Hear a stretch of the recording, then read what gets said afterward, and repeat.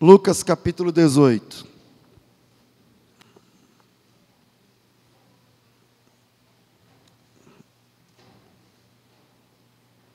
Podemos ler a partir do versículo 10. Diz assim o texto, palavras de Jesus. 2 homens subiram ao templo para orar, um fariseu, um outro publicano.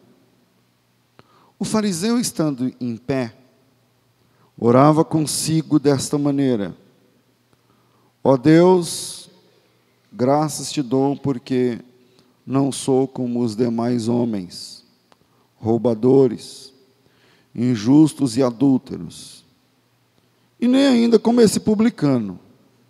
Jejuo 2 vezes por semana, dou os dízimos de tudo quanto possuo. O publicano, porém, estando em pé, de longe nem ainda queria levantar os olhos ao céu, mas batia no peito, dizendo: ó Deus, tem misericórdia de mim, pecador. Digo-vos que este desceu justificado para a sua casa, e não aquele, porque qualquer que a si mesmo se exalta, será humilhado, e qualquer que a si mesmo se humilha, será exaltado. Amém. O texto nos mostra, é uma parábola, e essa parábola nos mostra a oração de 2 pessoas. Esse texto de Lucas 18 não é exatamente uma aula sobre oração. Essa aula sobre oração está em Mateus 6, né? Onde Jesus fala sobre como que nós devemos orar, o que deve falar na oração, como é que funciona e tal. Essa aula sobre oração está em Mateus 6, sobre o Pai Nosso. Mas o que mais que esse texto não é? Esse texto de Lucas 18 também não é uma aula sobre a postura no orar. De joelho, de pé, sentado, deitado. Poderíamos aqui um parêntese para tratarmos um pouquinho sobre isso, porque algumas pessoas acham importante não apenas a posição para orar, cristãos, eu estou falando de cristãos, mas também a direção em que você está posicionado. Tipo assim, pastor, eu acho errado orar sentado. Tudo bem. O que mais? Não, eu acho que você não pode orar para qualquer lado. Tem um lado que você tem que orar. Você acredita que tem cristão que pensa assim? Não? O pessoal da congregação cristã no Brasil é assim. Eles não podem orar de costa para o púlpito. Tem que ser de frente para o púlpito. Porque na cabeça deles, lá é o lugar mais sagrado que tem no prédio. Os católicos que eu falo, os católicos de verdade mesmo. Não é esse pessoal que fala que é católico, mas nunca vai na missa. Os católicos de verdade também são assim. São cristãos, mas ele não fica de costa para o altar e vai embora. Ele vai embora assim, ó, se afastando e se benzendo e tal. Porque não é assim? Porque na cabeça deles, parece que aquele lugar, aquele altar, aquele púlpito, aquele é mais santo do que os outros. Isso é uma herança de religiões orientais. Por exemplo, você tem aqueles que defendem a genuflexão na oração. O que é isso? Você orar genuflexo, ou seja, ajoelhado. E essa forma é a única forma, na cabeça deles, aceita por Deus para oração. Eu até admito que a maioria das vezes é melhor, se você pode, dobra o teu joelho. Porque a palavra grega, a palavra da adoração, a palavra proskinel, significa você se prostrar, significa você se humilhar, você se abaixar. Então eu até admito, a maioria das vezes que eu vou orar, eu prefiro orar de joelhos, mas é por uma questão de humilhação, de reconhecimento de diante de quem eu estou. Mas não é exatamente uma ordem, uma regra, que você só pode orar se for de joelho, virado para o púlpito, ou virado para uma direção. Por exemplo, os muçulmanos, eles têm, vamos lá, os muçulmanos têm 5 regras para você ser muçulmano. Quantas regras? 5. Bom, e as regras para ser muçulmano são: primeiro, a confissão. Você tem de confessar, falar uma frase. E essa frase, se eu pronunciar agora, não tem efeito nenhum, mas essa frase pronunciada numa mesquita, acompanhada por um oficial da mesquita, equivale ao batismo. É como se você fosse, a partir daquela frase, você é considerado um seguidor do Islã. E a frase é: Alá é Deus, Maomé é seu profeta. Então é muito fácil se tornar muçulmano, é só falar isso, numa mesquita, num sentido cultual, enfim. Aí se você faz essa pronúncia, a partir daquele momento você é um seguidor do Islã. São 5 pontos para você ser muçulmano. Primeiro, a confissão. Segundo, a oração. Um muçulmano ora 5 vezes por dia, em horários específicos. 5 orações diárias, de 10 minutos, 15 minutos cada um. Terceiro, as esmolas. Uma vez por ano, eles distribuem as esmolas. Primeiro com a família, aos necessitados, depois os vizinhos, depois os amigos, depois, que se não tem mais família, vizinho que precisa, ele pega esse dinheiro e investe longe, vai num bairro pobre e distribui esse dinheiro uma vez por ano. Em o quarto lugar agora, o jejum. Uma vez por ano, tem um mês de jejum, que é o Ramadã, que foi agora recentemente, o mês passado, retrasado. Um mês de jejum, onde no mundo inteiro, todo muçulmano fica sem comer, das 6 da manhã até as 6 da tarde. É um mês inteiro de jejum. E por último, em quinto lugar, a peregrinação. Um muçulmano precisa ir a Meca, na Arábia Saudita, pertinho de Israel, ali, do lado do Egito, do lado da Jordânia. Eles precisam visitar a Meca. Obrigado, meu irmão. Pelo menos uma vez na vida. Pastor, mas eu moro aqui no bairro tal, estou querendo ser muçulmano, eu tenho que ir lá em Meca, na Arábia Saudita. Tem, pelo menos uma vez na vida. Então são 5 pontos da fé muçulmana: a peregrinação, o jejum, as esmolas, a oração e a confissão. E as orações, que é o nosso assunto aqui, começam 3h30 da manhã. A primeira oração é às 3h30 da manhã. Hoje em dia, aqueles que são menos religiosos, menos ortodoxos, eles entendem que eles têm que orar 5 vezes, mas que não tem exatamente os horários, não é? Eu tenho que fazer 5 orações no dia, então eu não vou acordar 3h30 da manhã, eu vou acordar às 6, faço a primeira, depois, e corro atrás do prejuízo, sendo que algumas delas eu faço no horário certo, e as outras nem tanto. Mas é interessante o rito que eu queria falar para vocês. Eu, sinceramente, não sei como funciona o das mulheres, estou devendo para vocês, porque eu podia ter estudado sobre isso, mas eu não estudei. Tudo que eu estou falando aqui é a partir do meu conhecimento de causa mesmo, de estar em países muçulmanos e ver como é que funciona na prática. Então, eu vou falar dos homens. São quantas orações por dia? 5. Mas não é apenas orar. Tipo assim, onde você está, você vai lá. Não.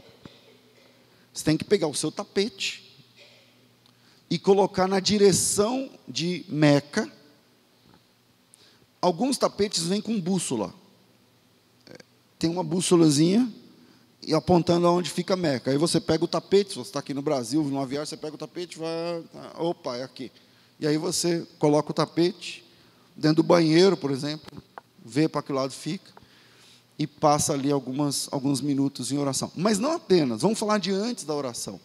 Antes de orar, eu vou falar dos homens, que eu não sei se as mulheres fazem exatamente o mesmo rito, fico devendo para vocês. Mas o homem, ele vai no banheiro, e ele começa um ritual de purificação, que demora alguns minutos. Isso antes de orar, cada uma das 5 vezes, vocês estão entendendo? E aí ele vai lá, primeiro ele lava a mão direita, depois ele lava com a mão direita limpa, ele lava a mão esquerda. Com as 2 mãos limpas, com as canecas que tem 2 asas, uma para segurar, para lavar a mão de cada vez, e aí com as mãos limpas, ele vai lavar o ouvido. Aí ele lava os ouvidos, isso antes de orar, cada uma das 5 vezes. Molha, pega, lava o ouvido. Depois ele lava a boca, porque ele vai orar. Ele vai ouvir, ele vai orar. Depois ele lava os pés. Ele põe o pé em cima da pia e lava os pés. Alguns menos religiosos fazem isso por cima do sapato mesmo. Não precisa tirar o sapato exatamente, é um rito. Outros não. Tira o sapato, tira a meia, lava o pé, calça a meia, calça o sapato. Pés limpos, mãos limpas, boca limpa, ouvido limpo. Ele está pronto para orar. Aí ele vai lá, pega o tapetezinho dele, tem uma bússola, hoje em dia, né, eles baixam no celular lá, onde tal, é aqui, e eles vão, se você procurar, deve ter, por exemplo, aplicativo que fala para que lado fica Meca, são aplicativos islâmicos. E aí sim, depois dessa cerimônia toda, ele vai se ajoelhar, e com a testa no chão, algumas vezes batendo a testa no chão, eles vão orar 10, 15 minutos, e depois a vida segue normal. Mas essa oração, você fala assim, nós aqui no Ocidente, no Brasil e tal, a gente que fala assim, vamos orar, vamos, Senhor, não sei o quê, parece uma coisa assim que eles estão certos. Quando eu falo desses cuidados da oração, tem gente que fala assim, nossa, que bonito, como fala, que devoção é essa, né? Que coisa e tal. E parece que a gente é um bando de relaxado e eles é que estão certos. Mas, muitas vezes, isso tudo que eu falei para vocês é só uma questão religiosa. É bonito, eu também concordo, mas é só uma questão religiosa, porque, na verdade, quando eles vão orar, eles apenas repetem textos do Alcorão. Em 90% dos casos, eles não falam com Deus. Eles recitam textos. Às vezes, o que eles recitam são orações, mas são orações já prontas, que estão dentro do Alcorão. Tá certo? Então, na verdade, eles repetem textos. E quando saem dali, seguem a vida normal. Eles falam palavrão, eles fumam, eles bebem, eles adulteram. Eles falam a vida normal. Seguem a vida normal, né? Sem nenhum tipo de preocupação com santidade, com a verdadeira vontade de Deus, com santificação, com perdão, com o trato com o pobre, não, isso aí não tem nada a ver.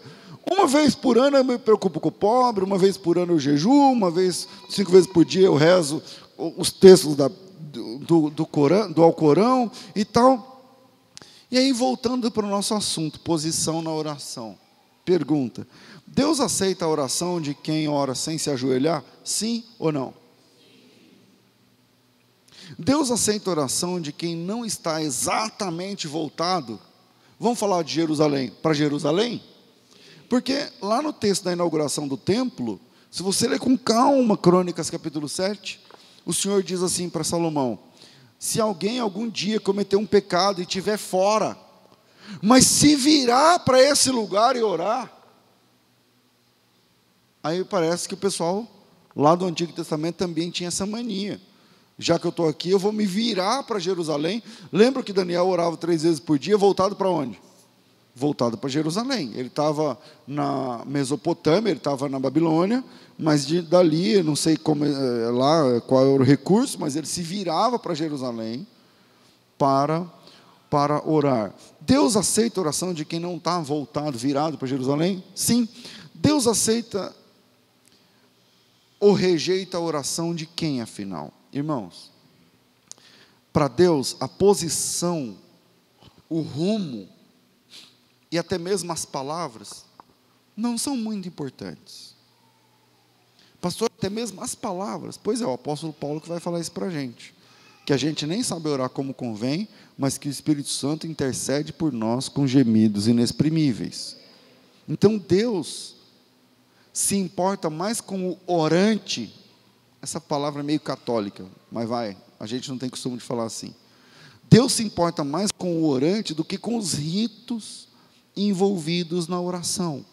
Por exemplo, qual oração que parece mais sagrada? Sentado ou ajoelhado? Ajoelhado. Como é que o pessoal estava no dia de Pentecostes, que marca a descida, a chegada do Espírito Santo? Sentado. Atos 2:2, assim que o Espírito veio um vento veemente, impetuoso, e encheu toda a casa em que estavam sentados. Sentados. Ou, ainda sob posição na oração, como é que Jonas estava posicionado quando orou, estando dentro da barriga da baleia? Ele estava ajoelhado? Ele estava sentado? Ele estava deitado? Como é isso? Funcionou a oração de Jonas? Funcionou. Então esse texto de Lucas definitivamente não serve para debater sobre direção da oração, posicionamento na oração. Não é exatamente um texto sobre a religiosidade na oração. Eu vou deixar 3 pontos para a gente pensar nesse texto, e eu espero muito que Deus fale com você, como falou comigo, para preparar essa palavra. Primeiro, é uma pergunta. A sua fé é de quem para quem? A sua fé é de quem para quem? Pastor, por que essa pergunta? Porque eu vou precisar de vocês agora. Lá em Lucas 18, quando Jesus vai explicar no versículo 11, a minha versão que eu trouxe aqui não me ajuda, mas a outra que eu usei lá no gabinete onde eu estava, me ajudava mais. Porque lá, a versão que eu tinha dizia assim: o fariseu, estando em pé, orava dele para ele mesmo. Tem alguma versão que fala assim aqui? De si para si mesmo. Como é que está aí na tela de vocês? Eu vou fingir que vocês falaram, eu vou fingir que eu escutei. Então veja, a oração do cara é dele para ele mesmo. Então, primeiro ponto, a sua fé é de quem e para quem? Começa a fazer sentido, né? A parábola mostra 2 homens indo ao templo para orar. Um era fariseu, o outro publicano. Pastor, o que é fariseu? Fariseu é uma seita do judaísmo que parece ter se iniciado na volta do cativeiro babilônico, onde é um partido dentro da religião. Segundo Flávio Josefo, eram mais de 6.000 fariseus, era o maior partido religioso do judaísmo. Além dos livros do Antigo Testamento, eles também reconheciam a tradição oral como sendo um padrão de fé e de conduta. Ou seja, a tradição deles era tão importante quanto o que estava escrito no texto. Por que ele chega em Jesus e fala assim: os seus discípulos não lavam a mão para comer? Aonde é que está dizendo que tem que obrigatoriamente lavar a mão para comer? Em lugar nenhum. Mas na tradição oral, tinha de lavar a mão para comer. E os judeus, eles têm esse lance de tradição.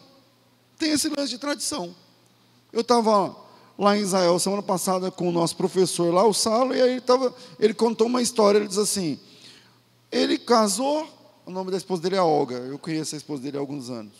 Ele falou assim: aí um dia eu comprei a carne, e aí a Olga foi fazer a carne, e aí ela pôs a carne assim, cortou uma parte, cortou a outra, jogou fora e fez a do meio. Aí ele falou assim: mas por que você corta a carne um pouco para cá, um pouco para lá e cozinha do meio? Ela diz assim: não, porque isso aqui é uma cultura, na cultura judaica, blá, blá, blá, blá, blá, blá, você não sabe que você é um homem, mas as mulheres judaicas, não sei o que lá. Ele falou: tá bom. E aí ele continuava, comprava a carne, ela cortava um pedaço, cortava o outro, pegava o meio, fazia o meio. Aí um dia ele falou: como é que, quem te ensinou isso aí? Foi minha mãe. Aí um dia a sogra dele estava na casa dele, ele chegou na sogra e falou assim, escuta, por que vocês cortam a carne um pedaço aqui, um pedaço, pega o meio e faz só o meio? Aí ele diz assim, a velha disse assim, eu não sei, a minha mãe fazia assim, sempre fez assim, e aí a gente faz isso. Aí um dia a velha, a avó, que era viva, eles estavam lá numa ceia de Páscoa, eu não sei o que lá e tal, e ele lembrou da história e foi lá e perguntou para ela, falou, eu sou casado com a sua neta, e a sua neta pega a carne, corta um pedaço, joga fora, corta outro, joga fora, faz do meio. Eu perguntei por quê, ela falou que é uma tradição. Eu perguntei para a mãe dela, que é sua filha, ela falou que é a tradição, que a senhora aprende. Por que a senhora... Qual que é a raiz desse negócio? Porque no Talmud, na Bíblia, não sei o que lá, eu não vejo isso. Aí a velhinha falou assim, não, porque quando eu casei a minha panela era pequena. Então eu cortava um pedaço, cortava o outro e colocava o que cabia na panela. Então você vê como o judeu, ele preza esse lance de tradição. Falou, minha panela era pequena, não cabia. Então eu jogava, deixava para lá os outros e fazia aquela ali. E o fariseu, ele enxerga isso, esse tipo de tradição, no mesmo pé de igualdade com as escrituras. Por exemplo, o judeu tem uma tradição, eu falo a gente, eu nunca fiz isso, mas geralmente católico faz isso. Mas o brasileiro tem uma mania de ir lá no dia de finados, o que ele leva para o morto? Flores. Aí chega lá, põe lá no coroa, não sei o que lá, tal. Os judeus é pedra. Você vai ver num cemitério judeu, se você der um Google aí, cemitério judeu, você vai ver que em cima de cada túmulo tem pedras. Cada pessoa da família põe uma pedra. Ninguém mexe. Aí eu perguntei, por quê? Aí o Saulo falou assim, não sei, todo mundo põe. Quando meu pai morreu, eu também coloquei uma pedra. Mas eu não sei exatamente porque, qual é a regra, né? E tal, que chega uma hora que perde o sentido, ninguém mais sabe, todo mundo está fazendo. Então, para o fariseu, esses lances tinham o mesmo patamar de importância do que a Bíblia. Estão me acompanhando? Pastor, a Bíblia diz que subiu um fariseu para orar e um publicano. Beleza, entendemos quem é o fariseu. Mas e o publicano? Bom, o publicano era um cobrador de imposto. Os judeus, eles eram dominados por Roma. Roma está lá na Europa, na Itália. Mas lá no Oriente Médio, Roma era o maior dominador mundial, e eles dominaram o Oriente Médio, e dentro do Oriente Médio dominaram Israel. Então, quem manda em Israel? Os romanos, o czar, o rei de Roma. E aí, o que é um publicano? Um publicano, cara, é um judeu que trabalha contra os judeus. É um judeu que, por exemplo, a gente não foi dominação portuguesa. Imagina que Portugal ainda domina a gente e tem uns brasileiros que são a favor de Portugal. É mais ou menos isso para a gente entender. O que é um publicano? Os judeus consideravam esses caras a escória, porque eles eram um tipo de traidores. Tipo assim, eles são judeus, mas eles trabalham para Roma. Eles são judeus, mas eles são fiscais de Roma. Fiscais daqueles que estão espoliando os judeus. Então, os judeus consideravam esses caras como um traste. Fulano é publicano. Por exemplo, Jesus diz isso. Mateus 18, acho que é Mateus 18. Se você tem uma demanda contra alguém, primeiro vai entre ti e ele só e se resolve. Pede perdão, tal, se perdoa e tal. Se não funcionar, leva 2 testemunhas. Se não funcionar, leva diante da igreja. Se não funcionar, considera ele como gentil e publicano. Tipo assim, é a escória, é o último degrau da moralidade e tal. Então, os publicanos, eles não eram considerados pelo restante de Israel como sendo realmente judeus. É publicano, é um cara virou a casaca. Esse é o publicano. Agora, esses 2 homens estão subindo para orar no templo. Agora que a gente está entendendo o que é cada um, tal. Um religioso, o outro desconectado dos ritos legais da religião. Um fariseu, outro publicano. Um ora não sei quantas vezes, horas, tal. O outro não era chegado na vida espiritual. Um familiarizado com os dogmas, com o vocabulário da fé. O outro é um cara normal. Um cara normal. Um, se fosse hoje, usando kippá, talite, os filactérios, aqueles negócios enrolados no braço, na cabeça. O outro não tinha nada disso aí. Não tinha nada disso aí. E o que isso tem a ver com a graça? O que isso tem a ver com a fé? Os dois na casa de Deus. Os dois estão ali para quê? Orar. Os dois estão ali porque precisam de Deus. Os dois estão ali por amor a Deus, por incrível que pareça. Mas um entendeu a graça, o outro não entendeu. O outro não entendeu. Por isso, um está adorando, o outro está julgando. Veja a oração do fariseu: Senhor, graças te dou, porque não sou como os outros homens. Aliás, eu não sou como esse aqui do lado. Mas que cara miserável. Os dois estão ali para orar. Senhor, eu te dou graça, porque não sou como esse cara aqui, ó, aqui do lado. Tem gente assim na igreja?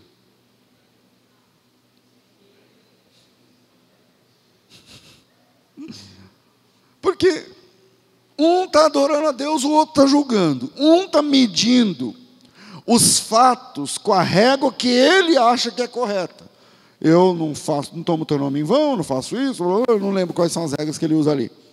Mas o outro, ele não está vendo nada ao seu redor, ele não está olhando para nada ao seu redor. A Bíblia diz que ele não ousava levantar os olhos. Ele está ocupado demais confessando suas faltas, confessando suas falhas, seus pecados, seus erros, suas limitações. Eu vou relembrar o texto que está na Bíblia, que está lá no gabinete. Um orava de si para si mesmo desta forma. 2 pontos. Ó Deus, graças te dou porque não sou como os demais homens. Só que detalhe, ele orava para quem? Para ele mesmo. Ele orava para ele mesmo. Essa oração funciona? Não. Tem gente que mente de uma forma tão contundente que ele mesmo acredita na mentira que contou. Mas isso é uma doença. E quem faz isso precisa de tratamento. Voltando à oração do fariseu, orando dele para ele mesmo. Graças te dou porque não sou. Será que não é? Porque ele está falando dele para ele. E outra pergunta mais dura. Será que nós também não nos flagramos assim, de vez em quando? Orando para nós, cantando para nós, servindo para nós. Vamos abrir o jogo. Será que a gente não se flagra assim às vezes? Como assim, pastor? Orando de nós para nós, trabalhando na fé, de nós para nós mesmos, pregando de nós para nós, cantando de nós para nós mesmos, servindo de nós para nós mesmos. Eu estou me fazendo entender? Porque isso é uma desgraça. Se isso estiver acontecendo com você, isso é uma desgraça, porque as pessoas acham que está tudo bem, as pessoas pensam que está tudo bem, quem olha para você vê o estereótipo de um homem de Deus, de uma mulher de Deus, vê um exemplo para seguir, as pessoas olham para você como um referencial de oração, um referencial de louvor, um referencial de pregação, um referencial de serviço, um referencial de humildade, quando na verdade aquela humildade é de você para você, é para você mostrar para os outros só. Mas quando na verdade, quando você entra no carro e fecha a porta, os comentários para tua mulher, para o teu marido, são horríveis. Não, querido, que bênção, aleluia, que não sei o quê e tal. Quando na verdade, você está precisando mesmo de ajuda. Porque aquilo é de você para você, é uma oração para você, é um serviço para você, é um ministério para você, para se autoafirmar. Aquele fariseu precisava de ajuda, ele precisava entender que a fé não é assim. A fé não é daquele jeito. A vida espiritual não é de mim para mim. A vida espiritual não se resolve de mim para mim mesmo. O serviço na fé não é de mim para mim mesmo. O louvor não é de mim para mim mesmo. Porque tem gente que é assim. Por que você ora? Por que você canta? Por que você prega? Por que você trabalha? Por que você lidera? Por que você faz o que faz? Algumas pessoas abraçam o ministério. Deixa eu contar um segredo para vocês que não acontece aqui em Campinas. Não chegou aqui em Campinas essa hora. Algumas pessoas abraçam o ministério como fuga. Como fuga. Estão fugindo daquilo que realmente são. Estão fugindo daquilo que elas gostam de fazer, de usar, de pensar, de falar, de frequentar.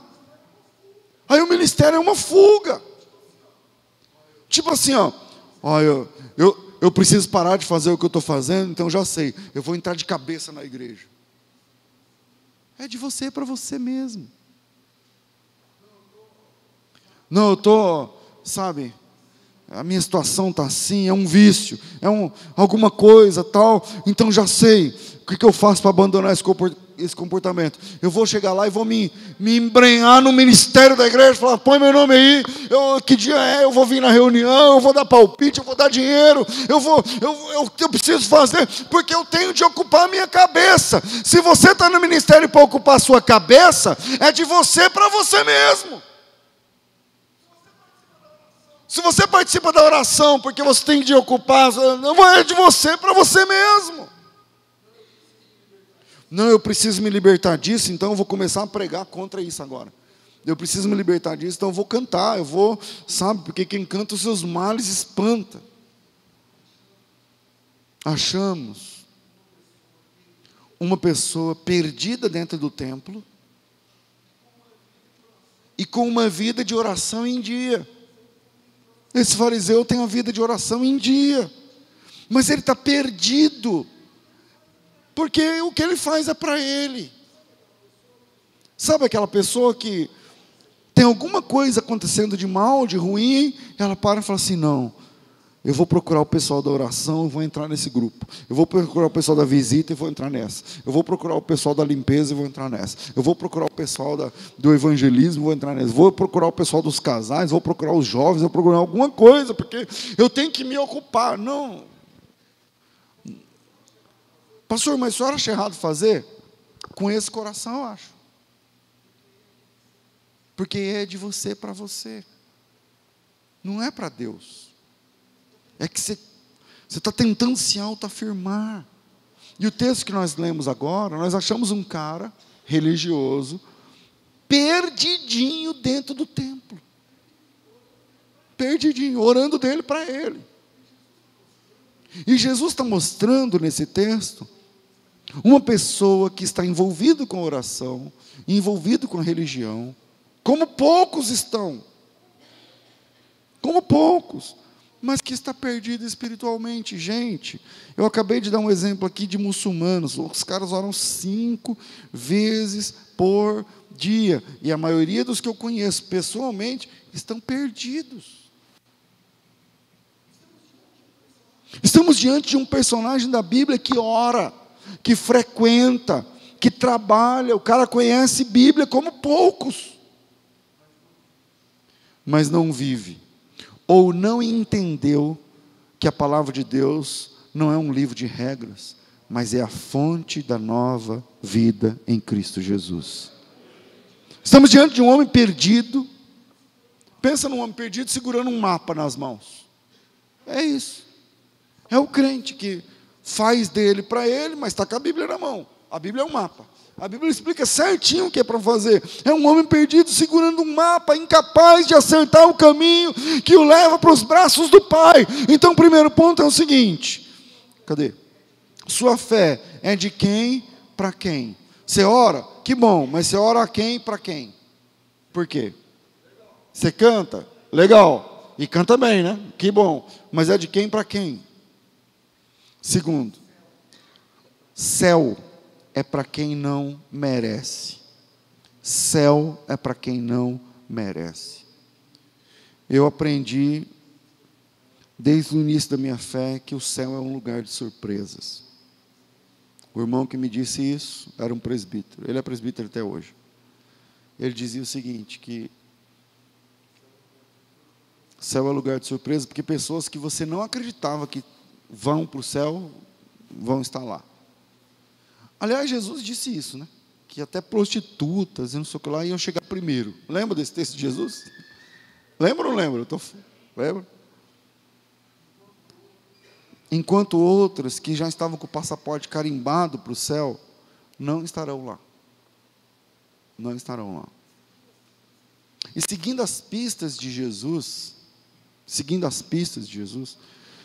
a gente pode pelo menos entender que o céu, uma coisa boa, porque na religião tem muita gente chata, na fé. A gente, no meio do caminho, a gente tem que caminhar com as pessoas que são intragáveis espiritualmente. Mas uma coisa eu tenho que dizer para vocês, o céu, pelo menos o que a gente lê na Bíblia, não é o lugar de gente chata e gente cheia de querer julgar os outros. Essa turma não é do céu. Essa turma não é do céu. Textos fortes, como por exemplo Mateus 21:31, que diz, em verdade vos digo, palavras de Jesus, em verdade vos digo, que publicanos e meretrizes vos precederão no reino. Aí você para e fala assim, ué, como assim, pastor? Deus salva prostitutas e publicanos? Salva. Deus salva essa gente. Deus salva essas pessoas. Sim, há 2000 anos ele disse que salva, ele continua salvando pessoas de espécie, quando eu digo espécie, vou reformular, pessoas de gabarito moral improváveis. Deus salva esse tipo de gente. E quando eu digo que céu é para quem não merece, deixa eu tentar explicar. Eu penso, por exemplo, no texto de Lucas 7,36. Abra aí. A pecadora ungindo os pés de Jesus e enxugando com seus cabelos. Versículo, eu acho que é isso, deixa eu ver. É isso mesmo?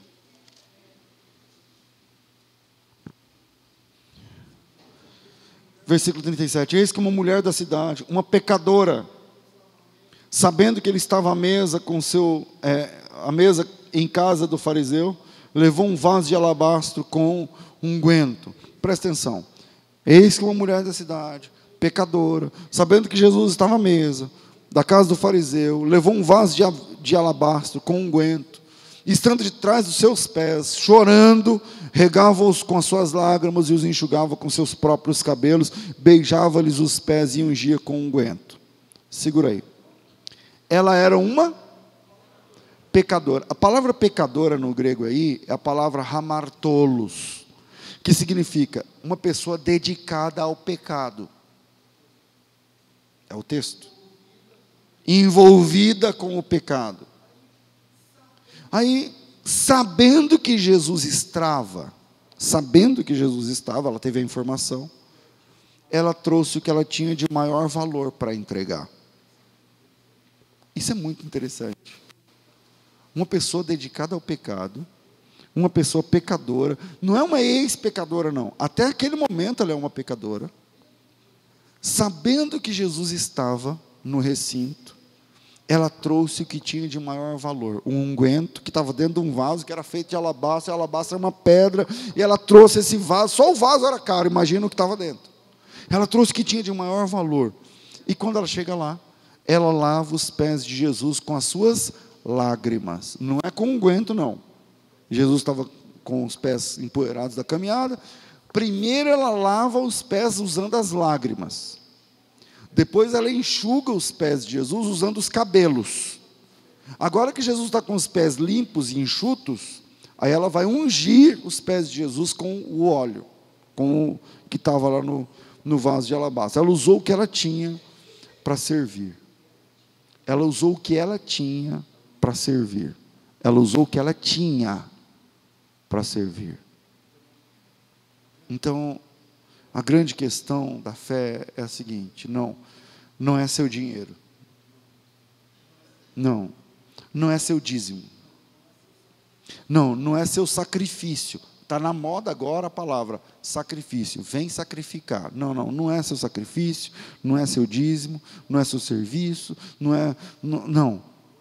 É alguma coisa que você tem. A lágrima está dentro dela. É alguma coisa que está dentro de você. É alguma coisa que você produz quando você está envolvida com Deus. Quando você está perto dos pés de Jesus. É alguma coisa que sai de dentro de você. É alguma coisa que só você pode dar quando está aos pés dele. É isso que é adoração. É isso que é louvor. É isso que é adorar a Deus. É esse que é o verdadeiro serviço. Entendeu porque essa pecadora vai estar no céu? Você entendeu porque essa pecadora vai chegar lá primeiro? Entendeu porque ela ofereceu o que estava dentro dela. Porque ela ofereceu o que tinha de maior valor. Céu é para quem não merecia ir. Céu é para... Fica em paz, irmão. Porque lá você não vai ter de suportar aqueles crentes chatos, cheios de querer, que vivem com a reguinha medindo o tamanho da saia, o tamanho do cabelo, o tempo de oração. Não vai ter. Porque lá, pastor, como você sabe que lá não vai ter? Porque céu é para quem não merece. Esses caras acham que eles merecem. Céu é para quem não merece. Quando você encontrar a primeira pessoa no céu, ela vai estar de joelhos dizendo: não acredito, Jesus, o Senhor teve misericórdia da minha alma, o Senhor foi o meu salvador, o meu redentor, o Senhor me salvou do meu pecado. Céu é lugar de gente que não merece. Céu é lugar de gente, não. Lá você não vai ter de conviver com aqueles que ficaram medindo suas atitudes. Não, lá você não vai ter de lidar com aqueles, com aquelas que viviam falando de você, do seu trabalho, da sua fé. Não, lá você não vai ter de lidar com... Olhe para essa mulher de Lucas 7. Ela fez programa ontem. Pastor, mas eu não concordo com o jeito que você está pregando aí sobre a graça. Cara, é a graça. A graça é um escândalo. Até hoje eu estudo sobre a graça e não consigo entender. Como é que uma mulher que fez programa ontem... mas não tem como o senhor defender que a mulher fez programa ontem. Não? Mas lá em João 8 dá para defender que a mulher estava na cama do adultério ontem. E Jesus perdoou ela no outro dia, algumas horas depois. Ou não dá? Isso é graça, meu filho. Graça. Isso é... Olhe para essa mulher de Lucas 7. Jesus chega na casa do cara, senta à mesa, a mulher chega, não fala nada, vai até os pés de Jesus, chorando, lavando, secando com o cabelo, derramando óleo, sem falar nada. Enquanto ela está adorando, os outros estão julgando.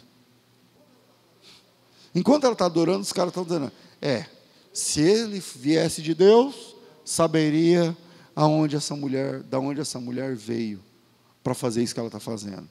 Pergunta: você sabe de onde Jesus veio para salvar como ele salva? Porque a gente só mede o pecador. E a gente esquece de medir que Deus é infinitamente mais misericordioso, e maior, e mais bondoso e amoroso do que aquilo que nós pensamos. Eles medem apenas a mulher. Olhe para ela está adorando, ela está chorando, ela está secando os pés de Jesus. E os outros? Os outros estão julgando.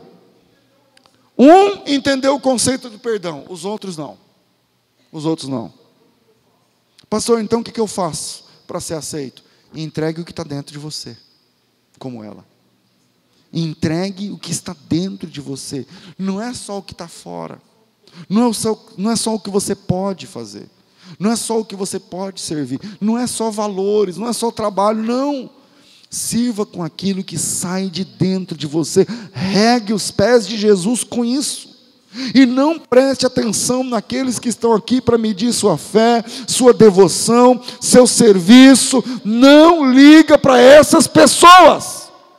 Não ligue para essas pessoas. Ah, pastor, mas aí o senhor está achando que eu estou julgando. Não, eu não estou dizendo nomes.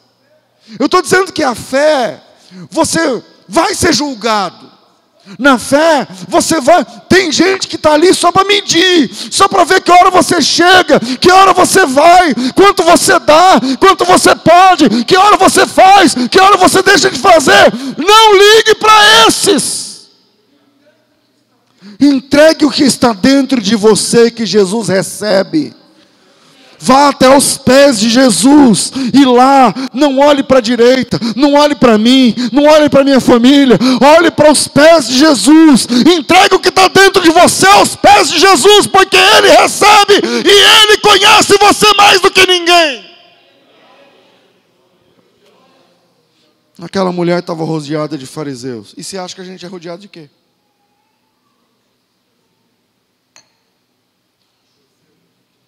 Terceiro, e a gente encerra. A adoração é proporcional ao perdão. A adoração é proporcional ao perdão. Quando a mulher estava lá lavando os pés de Jesus com as lágrimas, enxugando com os cabelos, deixa eu ver se eu acho aqui esse texto, virou a minha página. Aí, alguns, versículo 39, quando viu isso, o fariseu que tinha convidado, falava consigo, falar consigo mesmo é pensar, ele está falando, é só para ele. Se esse for a profeta, bem saberia quem é essa mulher que ele tocou, porque ela é uma pecadora. Essa mulher é uma mulher da vida, né? Ela é uma prostituta. Vamos falar aqui o português, claro. Essa mulher é uma prostituta. Aí o cara está dizendo assim, se ele fosse profeta, ele saberia quem é essa mulher. Aí para e pergunta, e como é que esse cara sabe?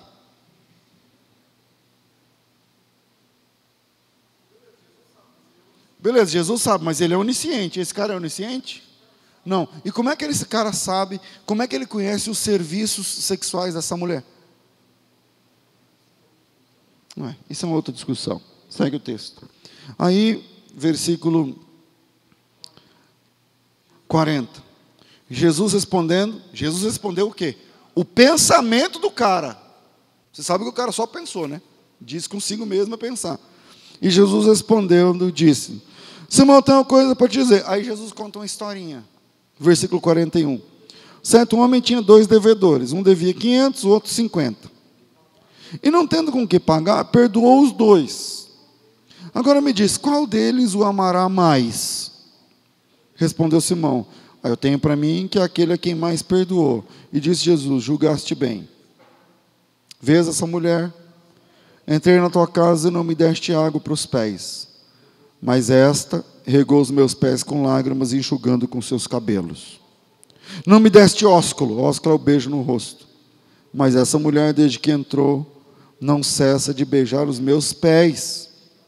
Não me ungiste a cabeça com óleo, mas essa ungiu os meus pés com unguento. Por isso te digo que os seus muitos pecados lhe são perdoados, porque muito amou, mas aquele a quem pouco é perdoado, pouco ama.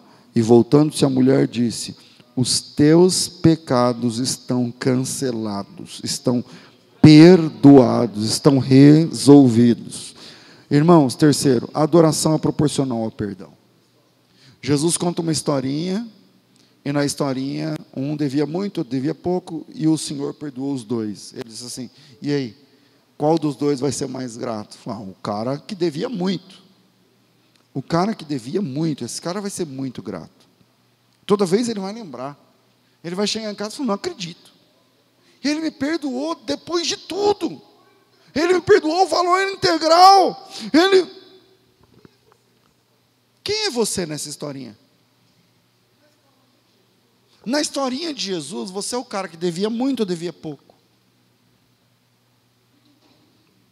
Porque quem entendeu isso, entendeu que não merece.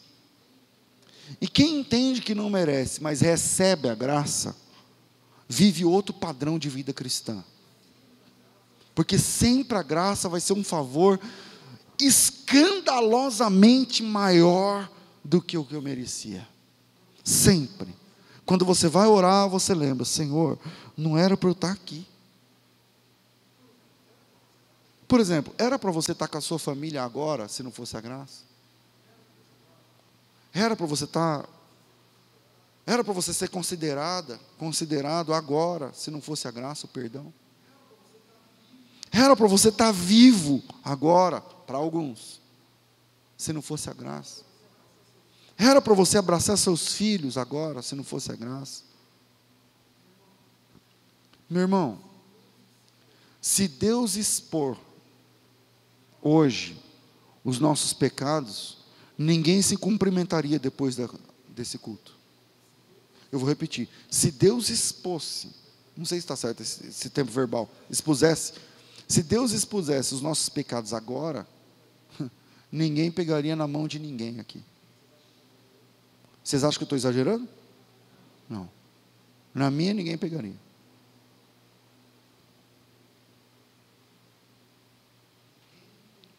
E quem entendeu isso? Porque depois do culto você vai receber abraço, beijo, carinho, respeito. E nada disso você merece. Nem um aperto de mão, nem o carinho, nem o abraço, nem o respeito. Eu não mereço. E quem entendeu isso, quando recebe o carinho, o abraço, o respeito, se lembra da graça. Quem entendeu isso, serve mais. Quem entendeu isso, ama mais.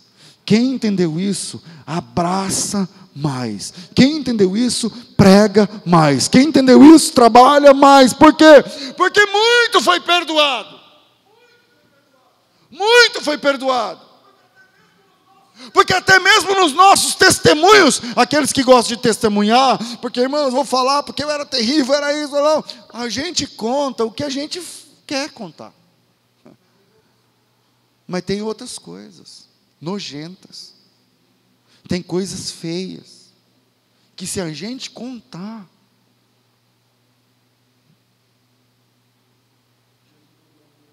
Jesus olhou a mulher ajoelhada, ela veio do programa, e Jesus disse assim, é muito pecado, essa mulher tem muito pecado, e se tem muito pecado, vai ter muita gratidão, se tem muito pecado, vai ter muito amor envolvido, muita devoção, muita espiritualidade, muita santidade, e o mais legal, é quando a gente entende o conceito de perdão. Por isso, eu, você, nós, estamos livres para adorar a Deus, sem se importar com o que a torcida dos fariseus estão dizendo ao nosso redor. Você que gosta de adorar chorando, chore. E vai ter gente que vai encher o saco. Chore, meu irmão. Chore na presença de Deus e deixa o fariseu encher o saco. Você gosta de falar alto, glória a Deus? Diga glória a Deus alto. E vai ter fariseu para encher o saco, deixa a torcida dos fariseus enchendo a paciência, porque só você sabe de onde Deus te tirou, só você sabe o tamanho do perdão que Deus te deu, só você sabe aonde era para você estar agora, só você sabe. Então quer falar mal, fale mal. Quer falar, mete de acordo, porque eu sei em quem eu tenho crido. Eu sei o tamanho do perdão que eu recebi. Eu sei onde era para eu estar agora. Eu sei quem é Deus para mim. Eu sei o tamanho do perdão que Ele teve para com a minha vida. Então eu vou orar, eu vou chorar, eu vou gritar, e que se dane os fariseus. A minha fé não é medida com a régua do farisaísmo. Que Deus abençoe vocês em nome de Jesus.